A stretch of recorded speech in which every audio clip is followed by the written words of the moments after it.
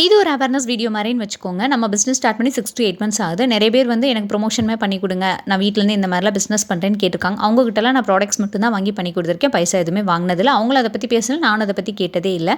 அதுக்காக promotion video பண்ணுற எல்லார்ட்டுமே நீங்கள் பைசா வாங்காதீங்க நான் சொல்லவே இல்லைங்க. எங்கள் யூடியூப் திரும்பினாலும் ப்ரொமோஷன் வீடியோவாக வருது. எவ்வளோ தான் சார்ஜ் பண்ணுறாங்கன்னு தெரிஞ்சுக்கிறதுக்காக ஒரு ஃபேமஸான கப்பல் vlogger 4 to 5 months இருக்கும்.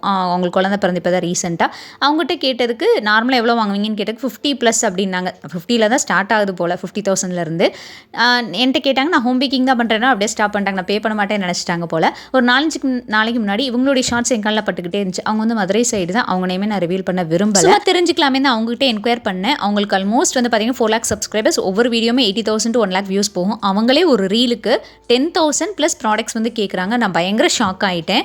எனக்கு வர இன்கமே $3 தாங்க. இது வரைக்கும் நான் யார்ட்டே பைசா வாங்கி செஞ்சதில்லை. தயவு செய்து நம்மள மாதிரி இருக்கக்கூடிய சின்ன சின்ன பிஸ்னஸ் பண்ணக்கூடியவங்களுக்கு சப்போர்ட் பண்ணுங்கள்.